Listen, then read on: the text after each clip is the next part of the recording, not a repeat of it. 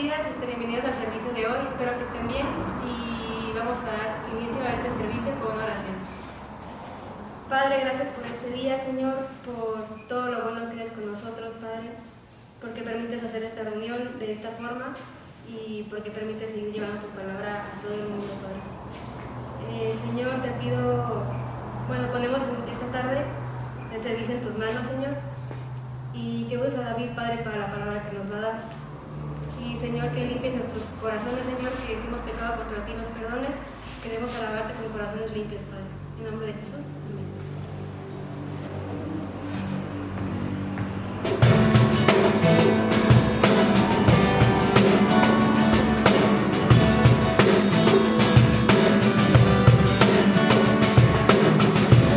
Oración de necesidad.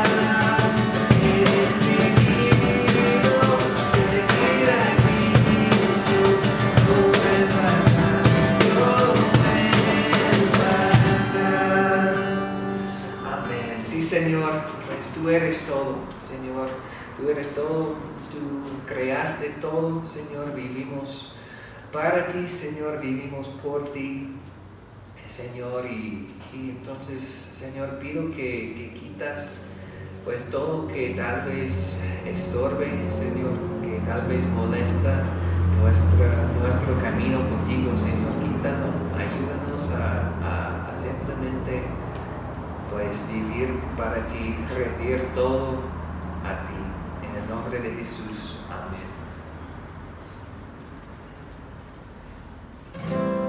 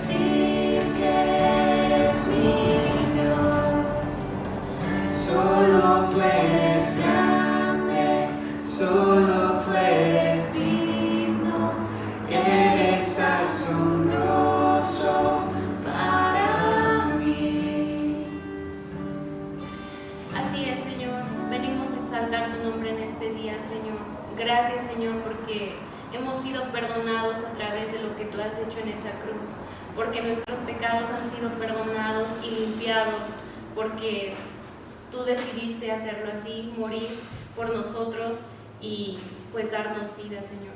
En esta hora pongo en tus manos el servicio del día de hoy, la predicación, a nuestro pastor, Señor. Utilízalo, Señor, que sea un instrumento y ayúdanos a recibir y a guardar tu palabra en nuestros corazones. En el nombre de Cristo Jesús.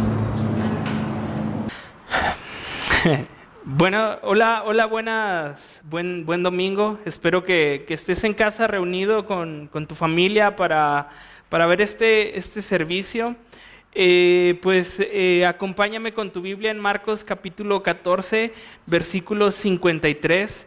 Y antes de pasar a la lectura de la palabra, solamente recordar los anuncios de las actividades que estamos teniendo, en su mayoría en línea, si no es que todas. Y pues los lunes estamos teniendo discipulados, Navegantes 1, Navegantes 2, distintivos, a las 7 de la tarde. Pues espero te estés conectando, si te inscribiste, espero estés participando de los discipulados. Pues ya casi vamos a la mitad. Gracias a Dios hemos podido avanzar con la tecnología, no se quedó a medias nuestro discipulado. Entonces, pues animarte a que sigas asistiendo, a que sigas participando y haciendo tus tareas.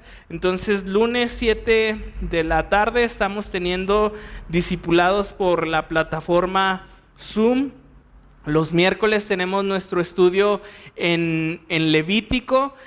Vamos en capítulo 3, así que igual estamos transmitiendo o estamos pasando los mensajes por la plataforma de YouTube a partir de las 7:30, los miércoles 7:30.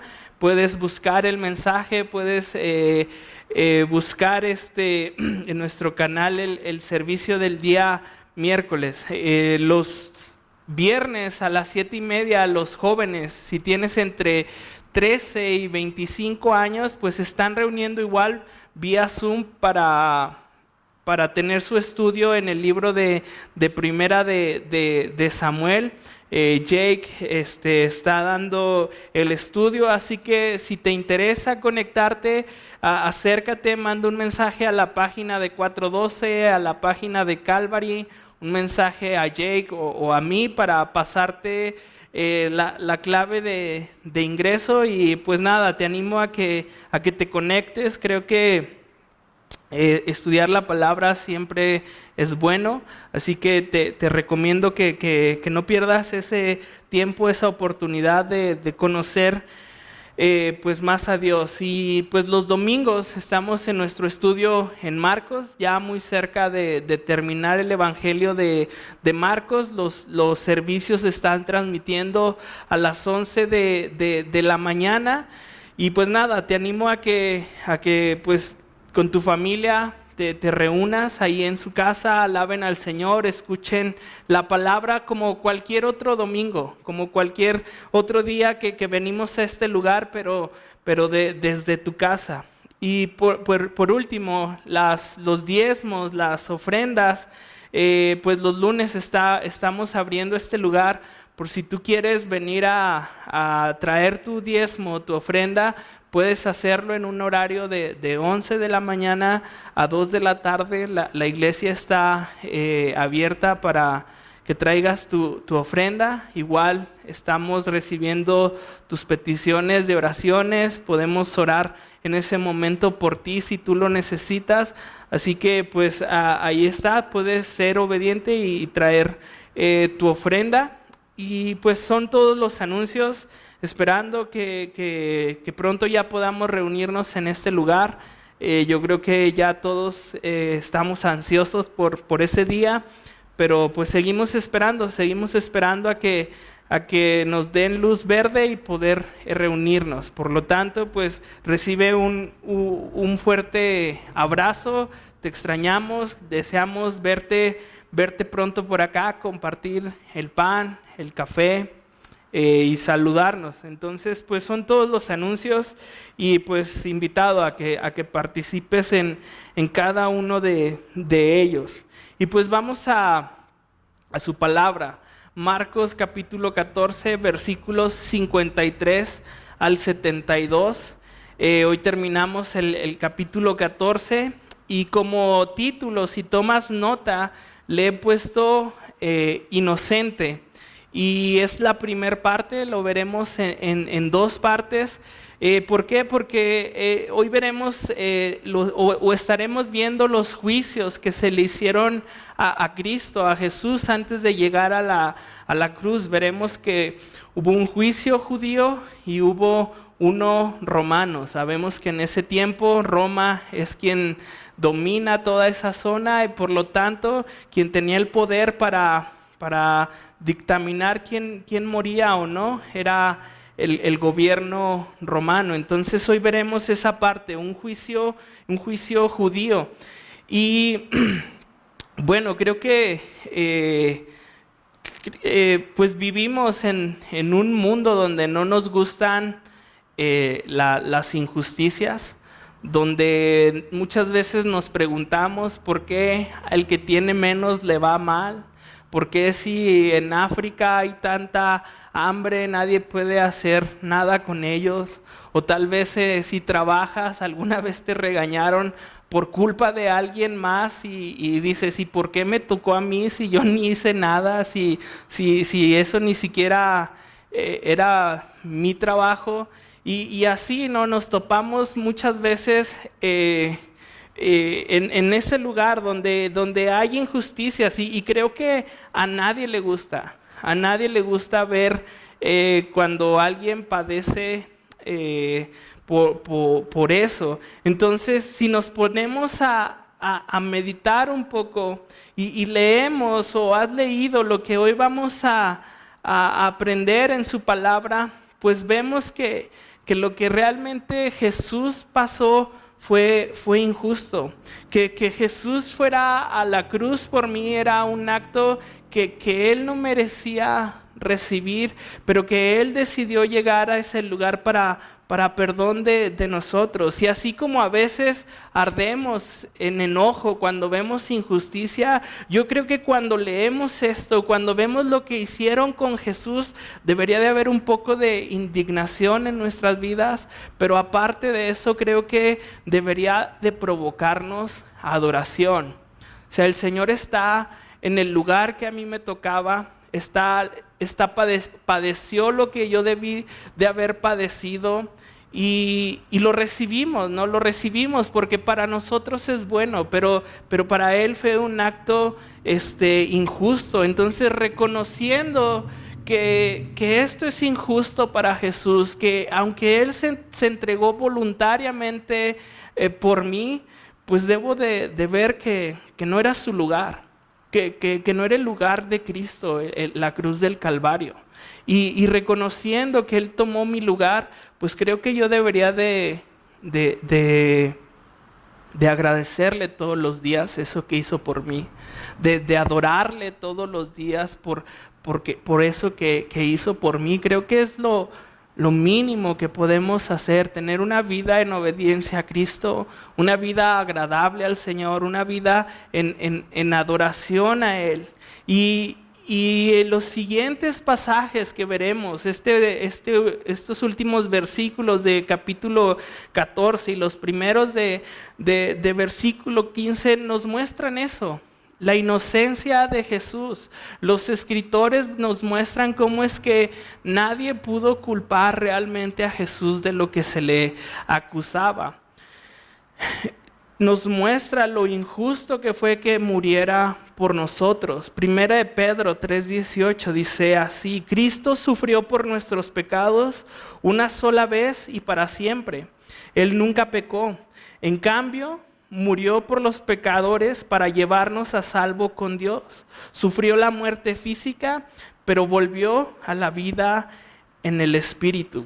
Ahora, creo que hay que entender un poco la cronología de lo que está sucediendo para saber dónde Marcos nos ubica hoy, dónde Marcos empieza su relato en el juicio de Jesús. Y para tener una idea completa de cómo fue juzgado Jesús, tenemos que ir a los 4 evangelios, porque cada evangelio me cuenta un momento en el juicio de Jesús. Juan 18 nos narra, versículo 19 al 24, que después de que Jesús es traicionado por Judas y es llevado preso, lo primero que hacen es llevarlo a Anás, que era el antiguo sumo sacerdote. Y Anás interroga a Jesús y le pregunta sobre su doctrina. Jesús pues le contesta, ¿no? Pues, ¿por qué me preguntas, no? Si todo lo que hice lo hice en público, nada lo hice en oculto. Además, puedes llamar a los testigos, puedes llamar a las personas para que declaren qué es lo que yo estuve haciendo durante todo este tiempo. Uno de los alguaciles se molesta con Jesús por la respuesta que da a Anás y lo golpea. Entonces Anás interroga primero a Jesús, y Juan ahí en capítulo 18 nos narra esto. Después Marcos 14, Mateo 26, Lucas 22, Juan 18 nos relatan este juicio que vamos a ver hoy. Jesús va a estar delante del Sanedrín siendo juzgado, y todos estos evangelios nos enseñan acerca de este juicio.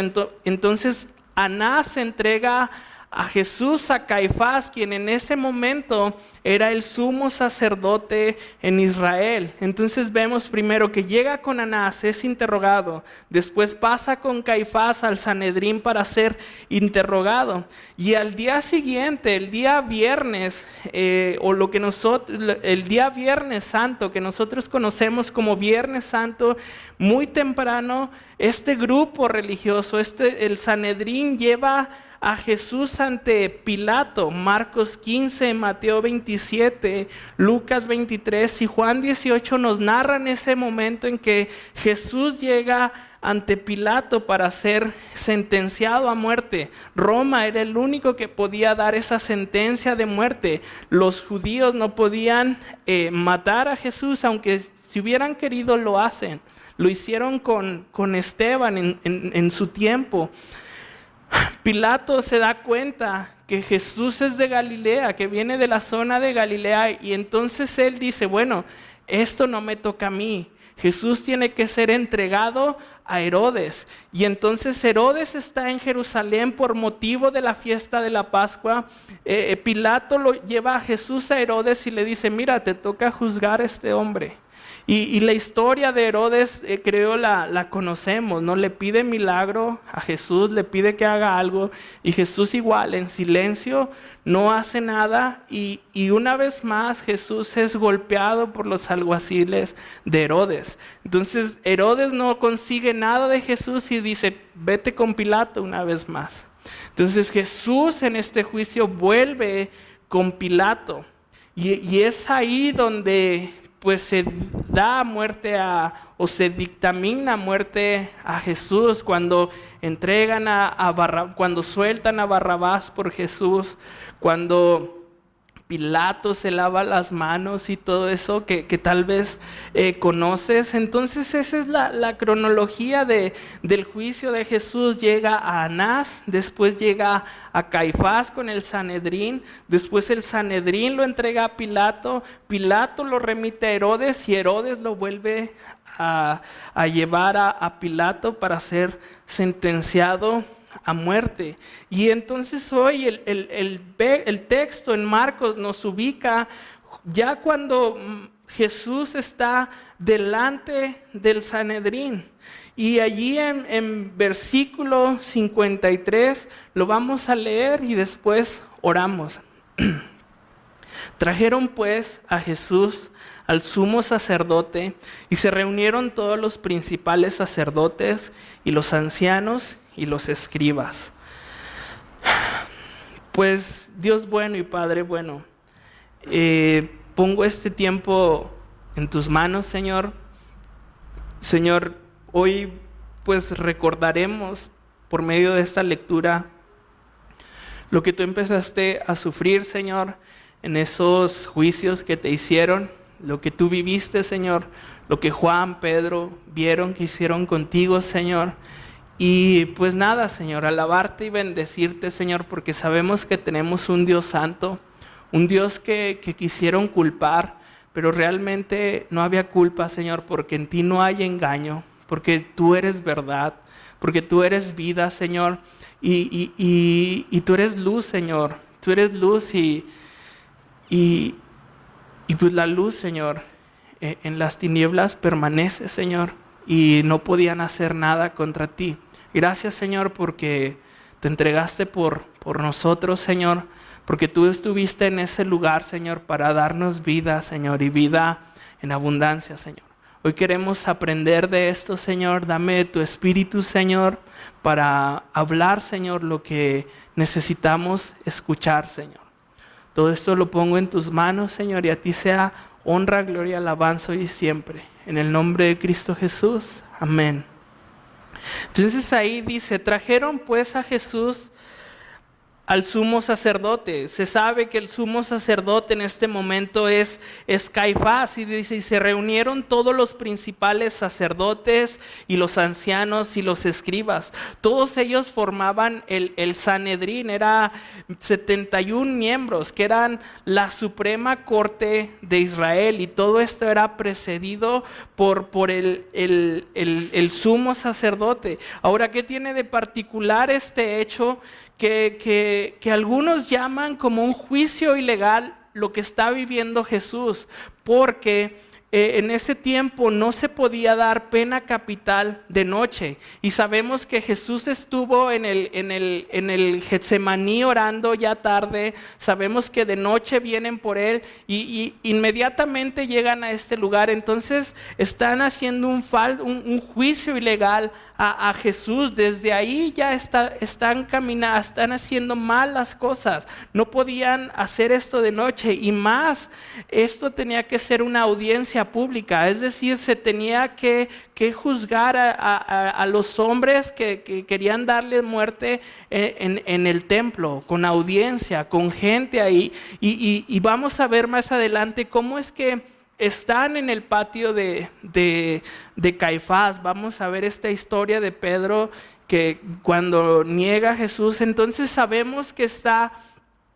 Jesús en el patio de Caifás, siendo juzgado ilegalmente por estos hombres, y la verdad es que no les importa, porque lo que ellos querían hacer era pues terminar con Jesús. Ya estaban fastidiados, ya estaban cansados de Jesús. Ahora, recalcar que todos estos hombres son hombres entendidos de la palabra. El sumo sacerdote sabía todo el significado sacrificial. Los escribas conocían la palabra de Dios. Los ancianos conocían la palabra de Dios. Y entonces estos hombres tienen delante de ellos al Mesías y no lo pueden reconocer. Lo quieren matar. Ahora, ¿por qué? ¿Por qué no pudieron verlo? Y yo creo que no lo pudieron ver porque no es lo mismo conocer la palabra, saber qué dice la palabra, o saber quién es el Mesías, a tener una relación con Él. Muchas personas hoy en día saben quién es Jesús, lo han visto en iglesias colgado, han tal vez leído alguna porción de la Biblia, han tal vez visto la Pasión de Cristo, películas en Semana Santa, todo eso, ¿no? Todo lo que se habla de Jesús. Tal vez muchas personas saben quién es Jesús, pero pocas personas tienen una relación con Él. Y yo creo que Nicodemo es un buen ejemplo para esto. Nicodemo era un principal de los fariseos. Y Nicodemo está viendo la vida de Jesús y algo le llama la atención. Tanto que en Juan capítulo 3 dice que lo va a buscar de noche.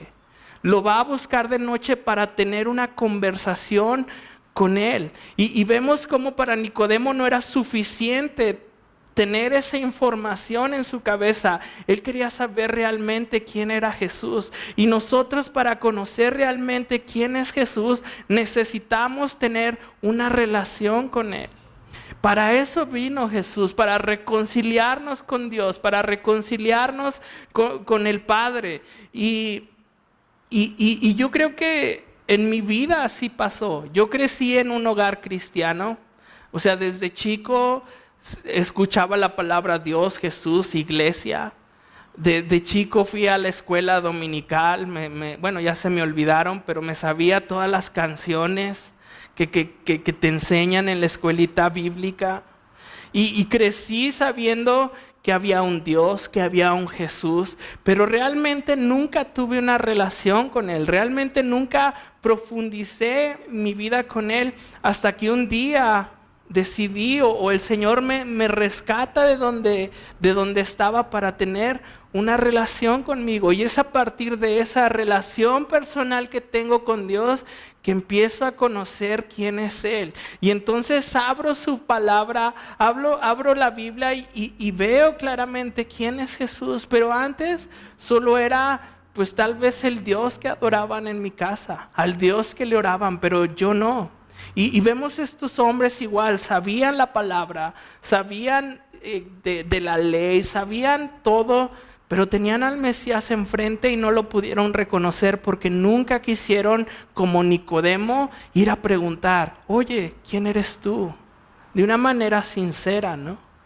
De una manera sincera. Entonces, no es lo mismo saber quién es Jesús a tener una relación con Él. Y aquí están estos hombres reunidos, listos, ya armaron todo el show para juzgar a Jesús.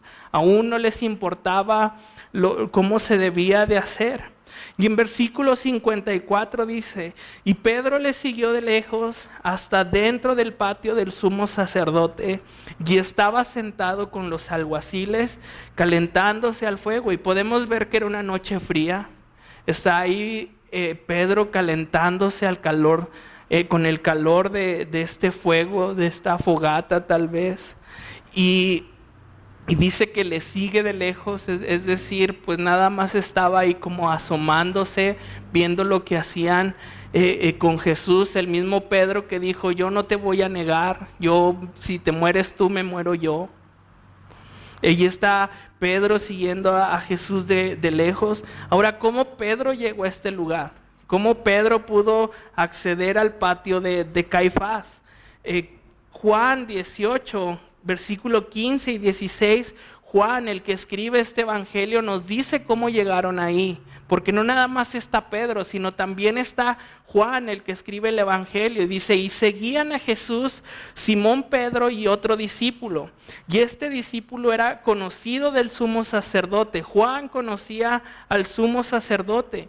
Y entró con Jesús al patio del sumo sacerdote, mas Pedro estaba afuera, a la puerta. Salió pues el discípulo que era conocido del sumo sacerdote, habló con la portera e hizo entrar a Pedro. Entonces llegan ahí, Juan era conocido de estos hombres, lo dejan entrar y después habla con la portera para pedirle que deje entrar a Pedro. Y entonces ahí están Juan y Pedro viendo cómo Jesús va a ser juzgado.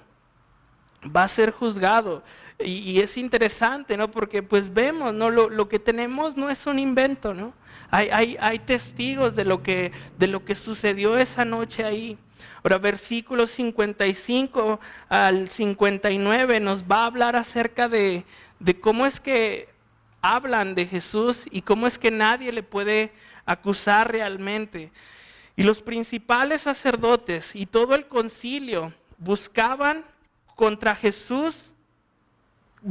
testimonio contra Jesús para entregarle a la muerte, pero no lo hallaban, porque muchos decían falsos testimonio contra él, mas sus testimonios no concordaban.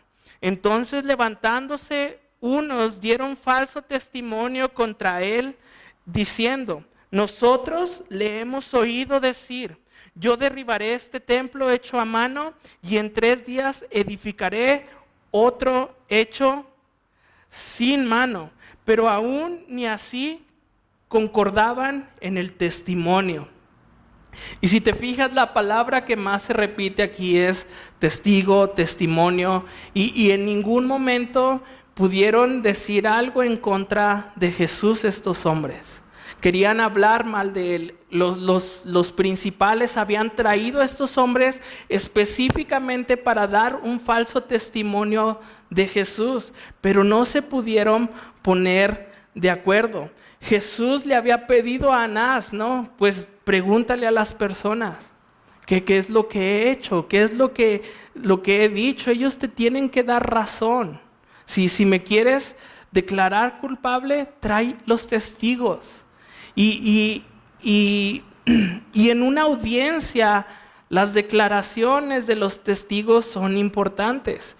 Ellos testifican con sus palabras, pues confirman si las acusaciones son reales o no. Siempre los testigos son necesarios en un juicio. La ley de los israelitas decía, por dicho de 2 o 3 testigos morirá el que hubiere de morir. No morirá por el dicho de un solo testigo. Debía por lo menos de haber 2 personas que dijeran sí hizo eso, para entonces condenarle. Y en estos versículos vemos que ni aún 2 personas se pudieron poner de acuerdo en sus mentiras. Que ni aún 2 personas pudieron declarar algo en contra de Jesús. Y sabes, en ese momento tal vez por falta de testigos, por falta de pruebas, Jesús pudo haber quedado libre. No había ya acusación, todos estaban hablando mentiras. Y en ese momento Jesús pudieron haberlo soltado y se pudo haber ido tranquilamente. Pero sabemos que ellos querían matar a Jesús. Y iban a buscar la forma de llevarlo hasta la cruz como lo hicieron. Y entonces, pues, ¿qué tenemos, no? Que este proceso es una burla a la justicia y a la verdad. Habían tomado testigos falsos y se había armado un escenario para acusarle, pero no pudieron encontrarlo culpable. Un momento que está fallando. Otra vez. Sí, 2, 3.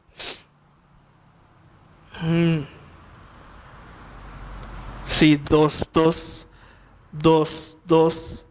que aquí está. Entonces vemos eso, ¿no? Que no pudieron coincidir en las acusaciones hacia Jesús y vemos que es una burla a la justicia, a la verdad. Ahora, ¿por qué no? ¿Por qué estos hombres no pudieron ponerse de acuerdo? ¿Por qué no pudieron haber dado un falso testimonio contra Jesús y ya, ¿no? Sentenciarlo a muerte? Jesús mismo había dicho que lo que él hablaba venía de Dios. Juan 12:49, porque yo no he hablado por mi propia cuenta. El Padre que me envió, Él me dio mandamiento de lo que he de decir y de lo que he de hablar. Entonces vemos que lo que Jesús habla, que lo que el Espíritu Santo habla, es la misma verdad. No podía haber engaño en sus palabras porque era la misma voz de Dios hablando. El Señor dice, santifícalos, Jesús dice, santifícalos en tu verdad, tu palabra es verdad. Y no podían hacer nada contra Jesús porque lo que Él estaba diciendo era la verdad. No podían refutar su verdad, no podían refutar la verdad de Dios. No podían hallar mentira en la boca de un Dios santo. Ahora, imagina, ¿no? Imagina si hubieran llamado a testificar a aquellos por los que Jesús hizo algo. Si hubieran traído ahí, no sé, pienso a los endemoniados, a los paralíticos que sanó, a los ciegos que sanó, al paralítico de Betesda, a la mujer del flujo de sangre, a los samaritanos que visitó el Señor ese día y hubo un avivamiento. Creo que hubiera sido diferente, ¿no? Porque hubieran encontrado que 1 o 2 más personas estaban de acuerdo, ¿no? Y no llaman a estas personas, llaman pues a los que se encontraron. Y también, ¿no? Una vez envían a hombres y ellos dicen, nunca hemos oído hablar a alguien como este. Sí, gracias, Monto. Pues ahora está fallando el micro y no sé si afecte la grabación, por eso cambiamos. Entonces pienso esto, ¿no? Que si hubieran traído a estos hombres a testificar, ¿no? Pues las cosas hubieran sido diferentes, hubieran encontrado a un Jesús que realmente está diciendo la verdad, a un Jesús que realmente se podía testificar que era el Cristo, que era el Mesías. Como dije, vienen unos hombres y cuando lo escuchan hablar y regresan con los fariseos, dicen, nunca hemos oído hablar a alguien como este. Había muchos testigos por toda el área de Galilea y Jerusalén que podían decir, Jesús es el Cristo, Jesús es el Mesías. Aún estos falsos testigos no pudieron decir nada contra él porque realmente lo que salía de su boca era verdad. Intentaron, vemos en versículo 58, que intentaron poner mentira en su boca. Dice, nosotros le hemos oído decir, yo derribaré este templo hecho a mano y en 3 días lo edificaré, otro hecho sin mano. Y vemos, ¿no? que Jesús tenía más, pudo haber más testigos a su favor. Y yo te pregunto, ¿no? ¿Tú qué dirías? ¿Tú qué dirías de Jesús? ¿Tú qué hablarías de Él? Creo que si Jesús te ha salvado, creo que si has reconocido a Jesús como Señor y tu Salvador, creo que tienes algo bueno que decir de Él, algo que testificar de Dios. Creo que el Señor ha hecho algo en tu vida que las demás personas necesitan conocer. A veces podemos tratar de ser buenos apologistas, tratar de estudiar la historia de la Biblia para dar razón, y está bien, es parte de lo que tenemos que hacer, pero ¿qué ha hecho Dios en tu vida? ¿Qué ha hecho Dios en tu vida que tú le puedes decir a las personas, Dios es real porque yo era así, me ha cambiado y ahora soy de esta manera? A mí me ha tocado en estos últimos meses, a partir de lo que viví con Gaby, escuchar a algunas personas o que un familiar está con cáncer o que a las personas con cáncer acercarse a mí y preguntarme, ¿cómo es que le hiciste con esto? Y sabes, más que saber lo que yo hice, yo creo que quieren escuchar lo que Dios hace, lo grande que es Dios.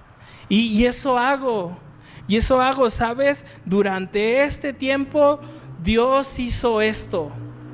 Y la gente tiene comezón de oír por el Señor.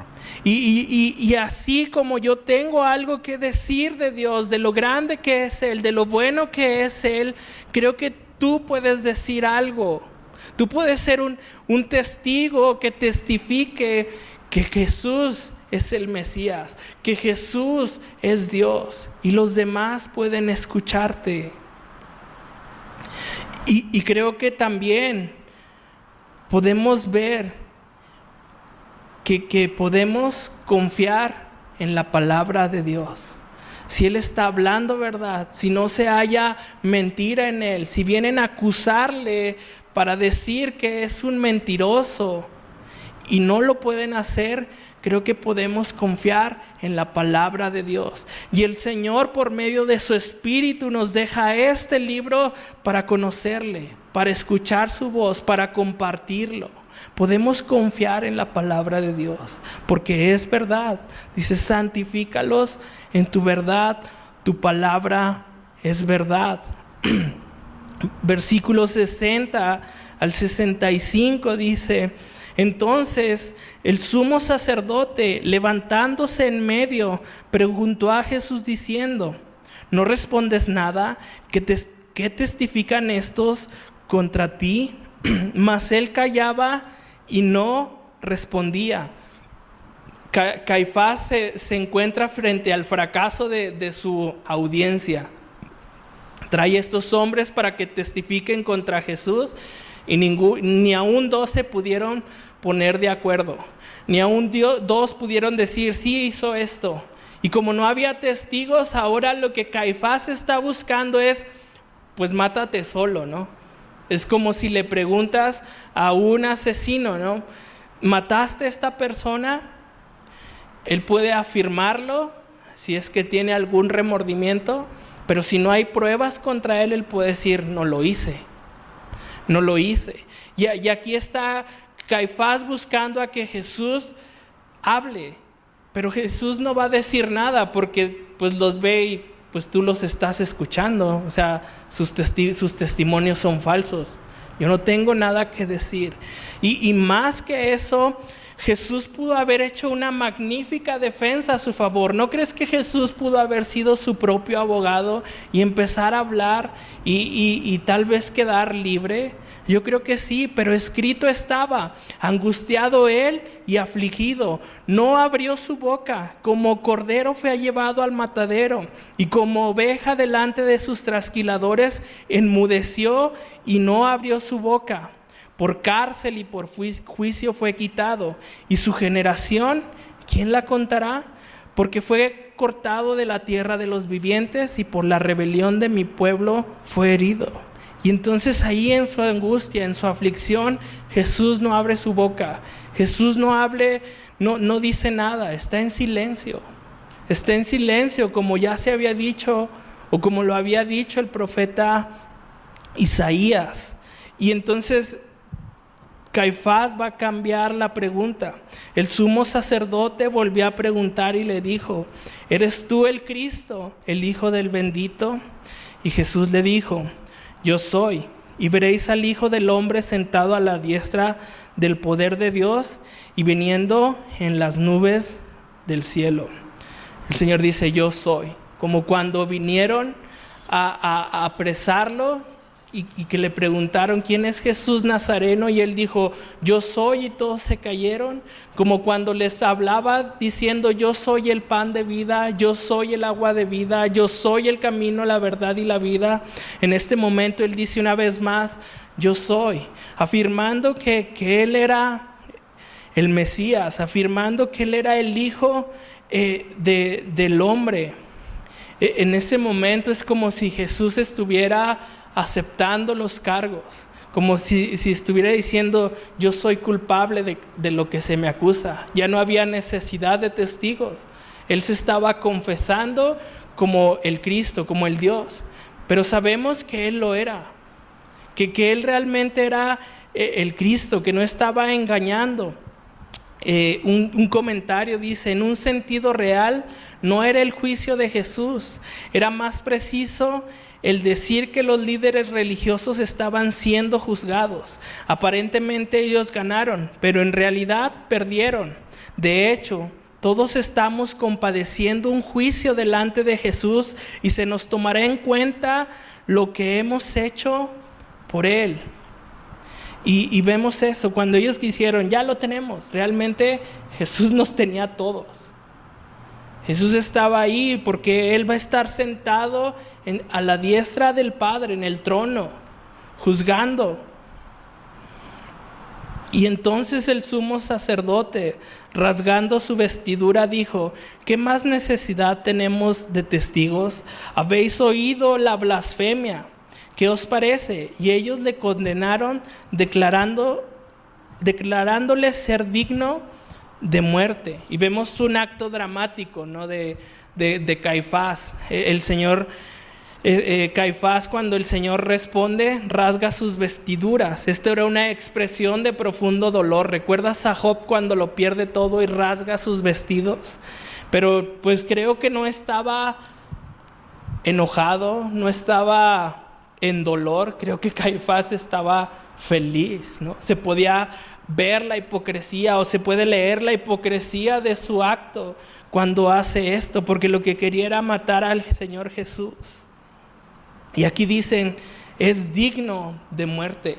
¿Realmente Jesús era digno de muerte? Creo que no. era santo, era perfecto. Pero aún así, pues lo declaran culpable. Y vemos eso, ¿no? Que le condenan a muerte y dice, y algunos comenzaron a escupirle. Imagínate ahí Jesús. Ahí, y cuando Caifás termina de hacer su show, le escupen en la cara como algo, pues, grotesco, creo yo. Aún creo que el día de hoy cuando alguien escupe a alguien es una ofensa muy, muy grande. Le tapan el rostro y empiezan a golpearlo a puñetazos en su cara. Ya estaba lastimado, ya lo habían abofeteado. Pero aquí ya con toda libertad empiezan a golpearlo y con el rostro tapado le dicen profetiza. Y le daban de bofetadas. Y en cada golpe que el Señor Jesús recibía, ahí está el Señor pagando lo que nosotros debimos haber recibido. Él no tenía por qué pasar por ahí. Él no tenía por qué recibir estos golpes. Él estaba en su trono lleno de gloria, pero no se aferró a sí mismo. Y siendo en forma de siervo, vino a este mundo a recibir esto, a ser golpeado por ti, por mí. Y creo que cuando Jesús habla su verdad, siempre hay una reacción. Caifás, según reacciona muy indignamente, con mucho dolor. Estos hombres se creen en la libertad de poder golpear a Jesús. Pero siempre cuando alguien escucha la verdad del Evangelio, la verdad de quién es Cristo, hay una reacción. Puedes negarlo, puedes aceptarlo, lo puedes maldecir, lo puedes abrazar. Estos hombres deciden golpearlo, pero siempre va a haber una reacción. Y si tú nunca has escuchado esto, pues déjame decírtelo. Jesús vino a este mundo para pagar por nuestros pecados. Vino para reconciliarnos con el Padre. Él quiere una relación con nosotros. Él sabía que íbamos directo a la muerte y vino para rescatarnos. Vino para morir por ti y por mí, para que un día tú puedas tener una relación eterna con Dios. Eso es lo que vino a hacer Jesús. Y la pregunta es, ¿qué vas a hacer con Jesús? ¿Qué vas a hacer con Jesús? Los siguientes versículos vemos un contraste, creo yo, de lo que podemos hacer con Jesús. Por un lado tenemos la vida de Judas y por otro lado tenemos la vida de Pedro.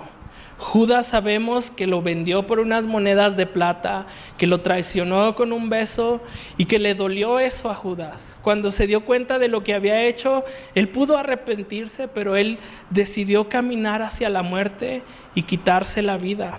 Y Pedro igual, y los otros discípulos igual, dejaron solo a Jesús. Ahí están Pedro y Juan siguiéndolo de lejos, pero realmente Jesús está ahí solo. Y entonces, ¿qué hacemos con Jesús? Creo que la historia de Pedro es una historia de restauración. Es una historia donde podemos ver que la condición en la cual estás hoy no tiene que ser tu condición eterna. Creo que podemos ver que Jesús nos quiere restaurar, que Jesús nos quiere cambiar. Y dice así: estando Pedro abajo en el patio, vino una de las criadas del sumo sacerdote, y cuando vio a Pedro que se calentaba mirando, le dijo: tú también estabas con Jesús el Nazareno. Mas él negó diciendo: no le conozco, ni sé lo que dices. Y salió a la entrada y cantó el gallo.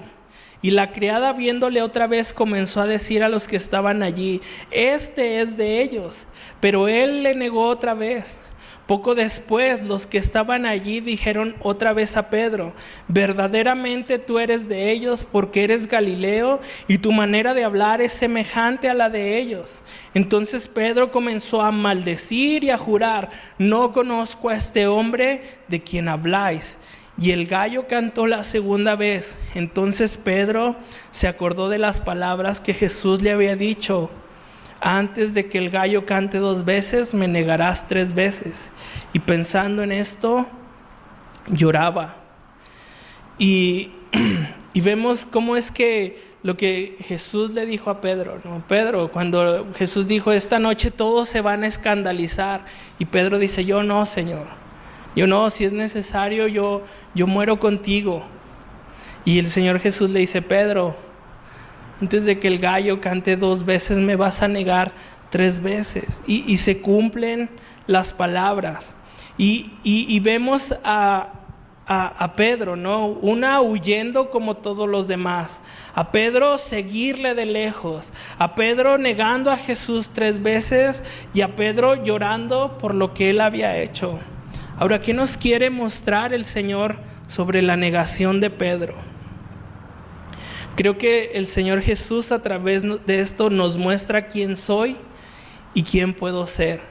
Porque a diferencia de Judas, Pedro encontró restauración en Jesús. Pedro pudo ser salvo. Pedro no se quedó en la condición en la que estaba. El Señor transformó a Pedro. Jesús le muestra a Pedro quién es. Cuando Pedro le dice: yo no te voy a negar, Jesús le muestra lo que va a hacer. Le dice: no, Pedro, sí me vas a negar. Jesús conocía una parte de Pedro que Pedro mismo no conocía. Jesús le muestra a Pedro la persona que es, porque el Señor quería transformarlo. Pedro necesitaba llegar a la cruz. Y muchos necesitamos llegar a la cruz para empezar a ser transformados. Y creo que nosotros pasa lo mismo. Cuando vamos a su palabra, cuando estás en un diario caminar con Jesús a través de su palabra, el Señor muchas veces nos muestra quiénes somos. Y nos dice: ¿sabes? Necesitas cambiar en esto. ¿No te ha pasado que lees su palabra y el Señor así traspasa tu corazón y te dice: eso que estás haciendo, ya no lo hagas? Esa persona quien eres, ya no quiero que seas. Y lo que Dios quiere es que vayamos a la cruz. Que vayamos a la cruz para empezar a ser transformados, para empezar a decir: ya no vivo yo, mas Cristo vive en mí. Quiere mostrarnos quién somos para llevarnos a la cruz. Y definitivamente le muestra eso a Pedro. Pedro, tú dices que eres así, pero sabes, ese Pedro que es gruñón, ese Pedro que abre la boca, ese Pedro que todavía ni termino de hablar y ya está diciendo cosas, ese Pedro que saca espada, ese Pedro no lo necesito. Ese Pedro no lo quiero. Y muchas veces con nosotros es igual. Ese David que hace cosas así no le sirve a Jesús. Él quiere que yo sea la persona que Él quiere que sea. Y entonces, ¿qué va a hacer Jesús con nosotros? Nos va a romper como rompió a Pedro. Pedro de repente ve esto y está llorando. Se da cuenta, ¿no? Se da cuenta que lo que Jesús dijo, ahí está. Y muchas veces nosotros tenemos que ser rotos para ser restaurados. El Señor nos tiene que hacer en 1000 pedazos para tomarnos y hacer algo nuevo. Y hacer algo nuevo. El hombre viejo, el Pedro viejo, ese que sacaba espada, tenía que ser molido. El hombre viejo que negaba a Jesús, que seguía de lejos a Jesús, tenía que ser molido. Lo que Jesús quería hacer con Pedro era restaurarlo. Lo que Jesús quiere hacer con nosotros es tomar todos esos pedazos que han sido rotos y restaurarnos. ¿No has visto esos programas donde traen autos viejos, todos oxidados, que apenas si prenden, y los llevan a un taller y los transforman y entonces salen con pintura nueva, salen remodelados y salen costando el triple de lo que costaban antes. Bueno, el Señor quiere hacer eso con nosotros. Nos quiere llevar a ese lugar donde seamos rotos para hacer algo nuevo con nosotros, para darnos una vida nueva. Se lo dice a Nicodemo: Nicodemo, necesitas nacer de nuevo. Ese Nicodemo que tú eres no va a llegar delante de la presencia de Dios. Necesitas un nuevo nacimiento. Creo Nicodemo lo entiende, porque al final lo vemos cuando lleva a la tumba a Jesús. Y creo Pedro lo entendió. Pedro es restaurado por el Señor y creo Pedro lo entendió. Y en Primera de Pedro, acompáñame. Primera de Pedro, versículos 3 al 9, dice: bendito el Dios y Padre de nuestro Señor Jesucristo, que según su grande misericordia nos hizo renacer para una esperanza viva por la resurrección de Jesucristo de los muertos, para una herencia incorruptible, incontaminada, inmarcesible, reservada en los cielos para vosotros, que sois guardados por el poder de Dios mediante la fe, para alcanzar la salvación que está preparada para ser manifestada en el tiempo postrero, en el cual vosotros os alegráis, aunque ahora por un poco de tiempo, si es necesario, tengáis que ser afligidos en diversas pruebas, para que sometida a prueba vuestra fe, mucho más preciosa que el oro, el cual, aunque perecedero, se prueba con fuego, sea hallada en alabanza, gloria y honra cuando sea manifestado Jesucristo, a quien amáis sin haberle visto y en quien creyendo, aunque ahora no lo veáis, os alegráis con gozo inefable y glorioso, obteniendo el fin de vuestra fe, que es la salvación de vuestras almas. Y dice ahí, para que sometida a prueba vuestra fe, mucho más preciosa que el oro, el cual aunque perecedero se prueba con fuego. Y vemos aquí a Pedro pues huyendo, pero después vamos a ver a Pedro pasando por fuego y siguiendo a Jesús de cerca. El Señor quebró a Pedro para que después Pedro pudiera caminar con Dios. El Pedro de la vida vieja no podía hacerlo, pero el Pedro restaurado, el Pedro que el Señor reconstruyó, ese hombre podía decir: vamos a la prueba, y no le hace. Tenemos una herencia más grande, una herencia mejor. Entonces nos pasa igual. Muchas veces seremos quebrados por Dios para transformarnos en lo que Dios quiere que seamos. Y tenemos el ejemplo de Job. Todo lo que Job sufrió, todo lo que Job vivió, aguantar las palabras de sus amigos durante mucho tiempo, para al final algún día decir: de oídas te había oído, mas ahora mis ojos te ven. El Señor restaura a Job. El Señor hace algo nuevo con Job, como lo hace con Pedro. Y Jesús restaura a Pedro para darle su perdón. Juan 21, 15 al 19 nos narra esta historia donde Jesús se encuentra con sus discípulos en el mar de Galilea. Están pescando y el Señor una vez más les dice: tiren la red para el otro lado. Y entienden que es Jesús. Pedro se ciñe, se quita su ropa, se avienta al mar, llega nadando hasta los pies de Jesús así. Y el Señor le dice: ¿me amas, Pedro? Señor, te amo. 3 veces. Y el Señor le dice: apacienta mis ovejas. Y notas cómo es que Pedro 3 veces lo negó y el Señor Jesús 3 veces lo restaura. Le hizo la misma pregunta. Y Pedro ahora conoce la gracia, lo que tú y yo conocemos. Que no importa cómo seamos, que no importa cómo hayamos sido, el Señor muestra su mano de amor y misericordia para transformarnos. Y entonces Pedro podía decir, pues para esto fuisteis llamados, porque también Cristo padeció por nosotros, dejándonos ejemplo, para que sigáis sus pisadas, el cual no hizo pecado ni se halló engaño en su boca, quien cuando le maldecía no respondía con maldición. Pedro está hablando lo que él vio esa noche. Cuando padecía no amenazaba, sino que encomendaba la causa al que juzga justamente.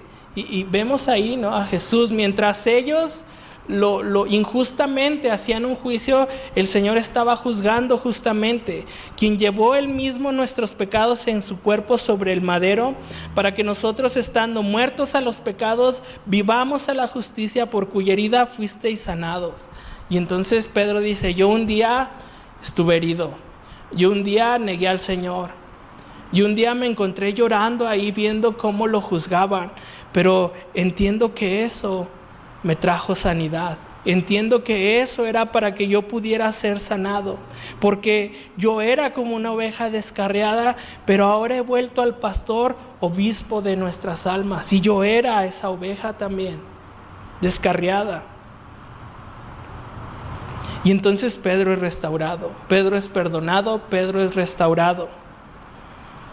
Y entonces Pedro no volvería a seguirle de lejos, Pedro no volvería a negarle, Pedro no volvería a traicionarle. Imagina la última vez que Pedro escuchó un gallo cantar antes de morir. Escuchar ese gallo y decir, híjole, me acuerdo cuando cantó el gallo 2 veces y yo lo negué 3, y ahora estoy a punto de ser crucificado boca abajo, y ahí está el gallo recordándome una vez más cómo es que el Señor me restauró, cómo es que realmente no le pude abandonar, cómo es que al final el Señor me transformó mi entendimiento, mi mente, mi corazón, y ahora estoy listo para ir a su presencia. Cada que cantaba un gallo, yo creo Pedro se acordaba de esto, pero cada que el gallo cantaba, creo que se veía más lejos de ese momento. Y nosotros igual. Creo que no somos las mismas personas que éramos cuando el Señor nos toma, cuando vamos a la cruz, la abrazamos y decimos, aquí estoy, Señor, creo en ti, transfórmame, cámbiame. Y entonces, ¿qué voy a hacer con Jesús? ¿Puedo hacerlo a un lado? ¿Puedo escupirle? ¿Puedo golpearlo? ¿Puedo condenarlo aún siendo inocente? ¿O entregar mi vida a la muerte como Judas? ¿O puedo dejar que Jesús me muestre su amor, su perdón, para que yo pueda ser transformado? Aun cuando esto requiera que el Señor Jesús me rompa en pedazos, que un día me encuentre llorando como Pedro. Señor, he fallado. Muchas veces vas a llegar a ese lugar donde el Señor te rompa así, como rompió a Pedro, pero es para transformarte, pero es para cambiarte. El Señor quiere quitar lo peor de ti para transformarte de gloria en gloria. Y entonces el Señor nos rescata, pero no nos va a dejar en la misma condición. Y ahí están estos contrastes. Podemos ser como Pedro, que se dejaron amar por el Señor. O puedes seguir caminando sin Él, puedes seguir siguiéndolo de lejos. Y pues ahí vemos, ¿no? Creo que eso es todo, ¿no? Lo que hoy tenemos. Vemos cómo es que Jesús, delante de los israelitas, era inocente, pero aún así decidieron sentenciarlo a muerte. ¿Oramos? Pues Dios bueno y Padre bueno, pues gracias, Dios, gracias. ¿Qué podemos decir, Señor? ¿Qué podemos decir cuando pues realmente tú lo has hecho todo, Señor? Cuando realmente, Señor, eso que leemos hoy, tú lo ibas a pasar, Señor, para que nosotros pudiéramos tener vida. Yo te pido, Señor, que así, Señor, si hay algo en mi vida, Señor, que Que yo sé, Señor, tal vez que hay muchas cosas que tú quieres quitar de ese hombre viejo. Pues lo hagas, Señor. Quebrántanos, Señor. Queremos ser más como tú. Queremos ser transformados, Señor. Queremos que nos transformes de gloria en gloria, Dios. Y yo te pido, Señor, por aquel, Señor, que escucha este mensaje, Señor, pues que lo salves, Señor, que tengas misericordia de él. Que esta pregunta de qué vas a hacer con Jesús, pues sepan responderla. Te amamos, Señor, y bendecimos tu santo nombre. En el nombre de Cristo Jesús. Amén. Pues Dios te bendiga y pues el miércoles regresamos a nuestro estudio en Levítico. Gracias.